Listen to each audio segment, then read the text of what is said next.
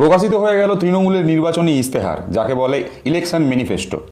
এবং এই election manifesto আসার পর থেকেই সোশ্যাল মিডিয়াতে ট্রেন্ডিং #দিদির 10 প্রতিজ্ঞা। চতুর্থবার তৃণমূল সরকার তৈরি হওয়ার পর কী কী পরিকল্পনা তাদের রয়েছে এবং কী কী পরিকল্পনা তারা বাস্তবায়ন করতে চায়, সেই সমস্ত কিছুই লেখা রয়েছে এই ইস্তেহারে বা দিদির 10 প্রতিজ্ঞায়। কিন্তু আমি সেগুলো নিয়ে কথা বলতে আসিনি আজকে। আমি সেই 10টা প্রতিজ্ঞা বা পরিকল্পনা নিয়ে কথা বলতে এসেছি যেগুলোর কথা তৃণমূল তাদের নির্বাচনী ইস্তেহারে লেখেনি। প্রথমত, তৃণমূলের প্রকাশিত নির্বাচনী ইস্তেহারে কোথাও লেখা নেই যে তৃণমূল ভোটে জিতে এলে হিন্দুরা বিপদে পড়বে। দ্বিতীয়ত, এই নির্বাচনী ইস্তেহারের কোথাও এটাও লেখা নেই যে তৃণমূল ভোটে জিতে এলে একটি নির্দিষ্ট সম্প্রদায় বেশি উপকৃত হবে। তৃতীয়ত, এই নির্বাচনী ইস্তেহারে এটাও লেখা নেই যে তৃণমূল চতুর্থবারের জন্য সরকার তৈরি করার পর সরস্বতী পুজো, দুর্গা পুজো, কালী পুজো বন্ধ হয়ে যাবে। চতুর্থ, এই ইস্তেহারে এটাও লেখা নেই যে ভোটের পর পশ্চিমবঙ্গে রোহিঙ্গা বা বাংলাদেশিদের সরকার তৈরি হবে। পঞ্চম, হিন্দু রাষ্ট্র বানাবার জুমলা তৃণমূলের ইস্তেহারে নেই।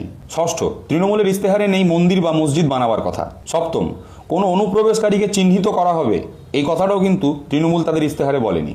অষ্টম, তৃণমূলের ইস্তেহারে পাড়ায় পাড়ায় রোহিঙ্গা খোঁজার কোনো কথা লেখা নেই। নবম, তৃণমূল তাদের ইস্তেহারে এটাও বলেনি যে কাউকে ধরে ধরে পাকিস্তানে বা বাংলাদেশে পাঠানো হবে। এবারে সর্বশেষ দশম, তৃণমূল তাদের ইস্তেহারে কোথাও বলেনি যে তারা পশ্চিমবঙ্গকে পশ্চিম বাংলাদেশ তৈরি করতে চায়। আপনারা তো বিজেপি নেতাদের মুখ থেকে সবসময় এগুলোই শোনেন যে তৃণমূলের এগুলোই হচ্ছে পরিকল্পনা, কিন্তু এই ধরনের কোনো পরিকল্পনার কথা তৃণমূল তাদের প্রকাশিত ইস্তেহারে লেখেনি। বরং তৃণমূলের প্রকাশিত ইস্তেহারে স্থান পেয়েছে স্কুল কলেজের কথা, হাসপাতালের কথা, কৃষকদের কথা।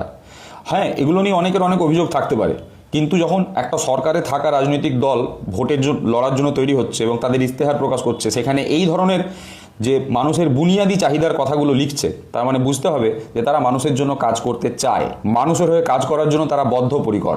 এবার বাকি সিদ্ধান্তটা আপনাদের, যে 2026 সালের আসন্ন বিধানসভা নির্বাচনে আপনারা কি কোনো গুজবের ওপর নির্ভর করে ভোট দেবেন, নাকি বাস্তবে আশেপাশে যেগুলো দেখতে পাচ্ছেন তার উপর নির্ভর করে ভোট দেবেন।